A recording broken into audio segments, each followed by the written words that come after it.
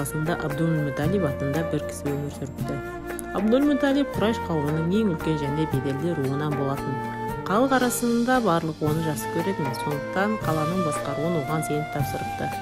Абдул-Муталибтің 10 ұлы бар еді. Басқа балаларына білдірмесе де, Абдулланы ерекше жақсы көретін. Әкесі оны текті жердің қызымен үйлендіргісі келетін. Соңында Абдулла әкесінің армандағанындай текті жерден шыққан Уахибтің қызы Әминамен шаңырақ көтерді. Әмина және Абдулла үшін ұлан асыр той жасалды. Үйленгеннен қысқа уақыттан кейін Абдулла сауда жасау мақсатымен Шамға жол тартты. Шамнан қайтар жолда Абдулла ауруға шалдырып қалды. Сонымен Мәдинадағы туыстарының жанына барды. Біраз уақыт демалып жазылғанша осында болды қалады.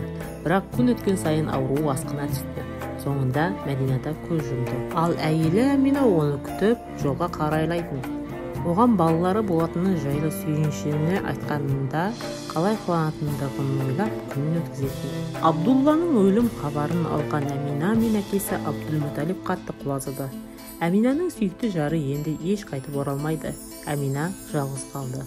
Баласын әкесі өсірдігін ойлап қамықты. Қайғысын жалғыз дүниеге келетін сәбиге басатын. Сәбиімен сөйлесетін, үлкен азамат болу үшін дұға ететін. Әмина жолдасының жоқтығына қайғырып жүргенінде бір күні мынадай түс көріпті. Ішіне шыққан бір жарық алдымен Шам сарайларын, кейін бүкіл әлемге жайылып жарқыратыпты. 6 жасына дейін анасының жанында өскен пайғамбар бұл түсті анасынан естіген екен. Пайғамбар болған уақытында достарына былай деді: барлық пайғамбар анасы осындай түс көрген еді. Мен де атам Ибрахимнің дұғасы, бауырым Исаның шүйіншісі, анам Әминаның түсімін. Құтты атасы және анасымен бірге барлық әлем бұл баланы күтіп жүргенде еді. Өткенде өте сондай жағдайлар белалған. Күшті әлсізді басынатын, әйелдерді адам деп санамайтын, білімсіздік, дөрекілік, көршінің ақысына кіру сияқты жаман жағдайлар көбейе түскен еді.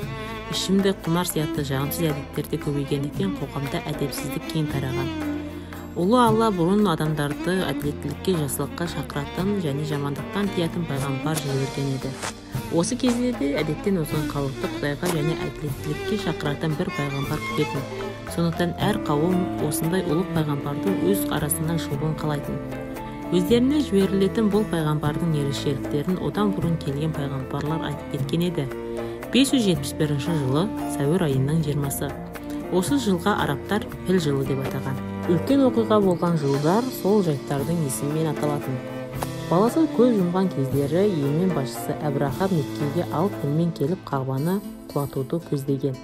Ал Мекке басшысы болған Абдул-Муталиб қала халқын тауға, сенімді жерге апарды. Кейін Меккеге қайтып оралып, Әбрахадан тартып алған түйелерін сұраған. Әбраха оның түйелерін сұрағанына таң қалыпты.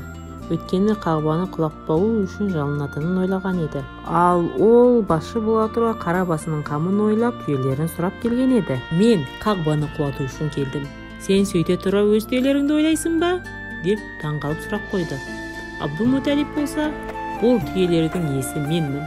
Сондықтан түйелерімді сұрап тұрмын. Қағбаға оралсақ, оның иесі Алла. Ол өз үйін қорғайтынына сенімдімін, деп жауап берді. Шынымен де ұлы Алла ғайыптан әбәбил деп аталатын құстарын жіберген. Бұл құстар көктен пілдер мен жасақтың үстінен тас лақтырды. Пілдер мен жасақ аспаннан жауған тастан қорқып, жан жаққа қашты. Осылайша Әбраханың Меккені жаулап алу арманы босқа кетті. Алла да өз үйін осылай қорғады. Осы күндерді ойлап терең ойға шомылып кеткен Абдул-Муталибтің ойын сүйінші, бір ұл немерең дүниеге келді деп айқайлаған дауыс ойын бұзды.